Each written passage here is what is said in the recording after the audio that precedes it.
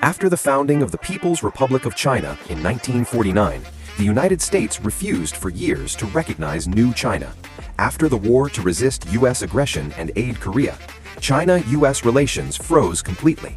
For nearly 20 years, until 1970s, the two countries had no formal diplomatic relations.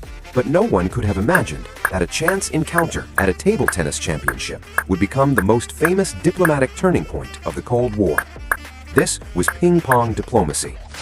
In April 1971, the 31st World Table Tennis Championships were held in Nagoya, Japan. After the competition, American player Glenn Cowan accidentally boarded the Chinese team's bus. The bus fell silent. The Chinese and American players were strangers to one another and even get a little nervous. Then Chinese player Zhuang Zedong took the initiative and stood up. He presented Glenn Cowan with a silk tapestry from Hangzhou, showing the scenery of Mount Huangshan.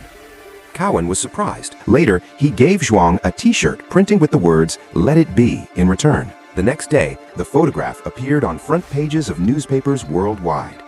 A few days later, China invited the U.S. table tennis team to visit.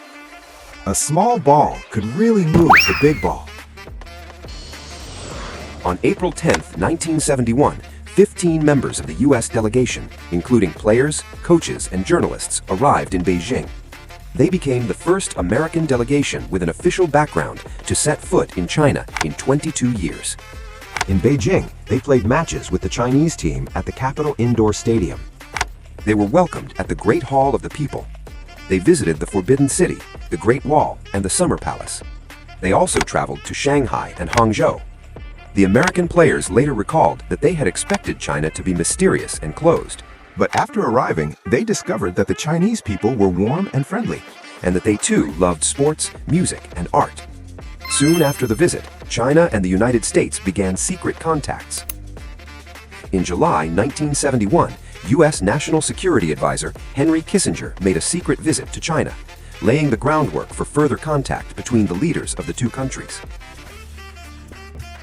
Premier Zhou Enlai, on behalf of the government of the People's Republic of China, has extended an invitation to President Nixon to visit China. On February 21, 1972, President Richard Nixon arrived in Beijing. As he stepped off the plane, Premier Zhou Enlai was there to greet him. Their handshake was captured by cameras around the world. That handshake ended more than 20 years of isolation and confrontation across the Pacific and set history on a new course. During the visit, Chairman Mao Zedong met President Nixon, and Premier Zhou Enlai held several rounds of talks with President Nixon. In the end, China and the United States issued the Shanghai Communique, laying the foundation for the normalization of relations between the two countries. From a handshake beside a ping-pong table to contact between two great nations, it took less than a year. 55 years later, the world has changed. Today, China-U.S. relations are more complex and more important than ever before. But the spirit of ping-pong diplomacy has not disappeared. In recent years, China and the United States have continued to exchange through table tennis. In 2021, events marking the 50th anniversary of ping-pong diplomacy were held in China, the United States, and Japan. Former players, diplomats, and young athletes came together once again to remember that history. In 2025, the U.S. youth pickleball team visited China. In 2026, the 55th anniversary of ping-pong diplomacy will bring sports exchanges to a new level. China-U.S. relations matter not only to the people of both countries, but also to the peace and future of the whole world.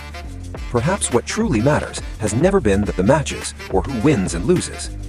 It is that at the moment when the people are most unfamiliar and the relations most tense, they are still willing to reach out to one another. Ping-pong diplomacy, an exchange for peace.